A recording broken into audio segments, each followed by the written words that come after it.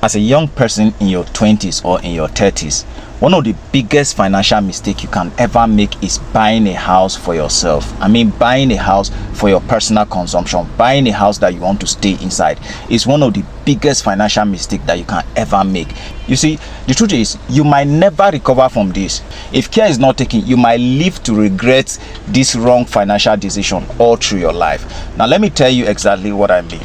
Now, take for instance, you got some gig, some contract, or you hit a jackpot and you got a large sum of money like 50 million naira or even more.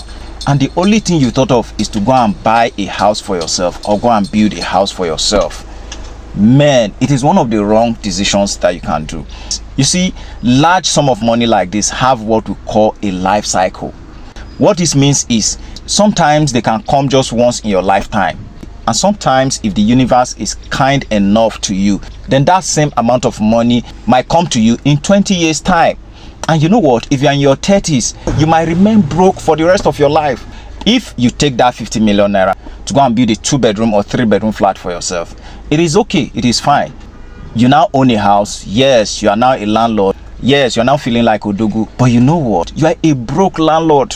If you doubt what I'm saying, right, check within your community. Some of the people who built houses 20, 30 years ago with all the money they had, so many of them are broke. The houses are even old today. They can't even renovate some of those houses. Now, what I've always advised people is, instead of using all the 50 million naira that you got to go and buy a house or build a house for yourself, what you need to do is simply take 2 million or 3 million naira from that money and go and rent a decent apartment for yourself where you can sleep and be thinking well on how to multiply your money. Now take that sum of money, go and put it into something that will multiply that money for every single year. Now carefully look at the compound interest on this money for a period of 5 years. You'd have made so much money, and after multiplying this money for a long period of time, maybe like 10 years or even more, then you can now take the profit that you have made from this money to go and buy a house for yourself. In this particular situation, you are not broke.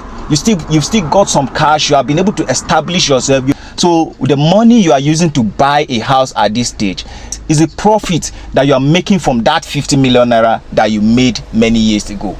Do you understand? And with that, you can stay afloat without being broke. I remain your guy, Dave, Abuja's most influential real estate consultant. I'm always here to make sure you take the right decisions when it comes to putting your money into real estate.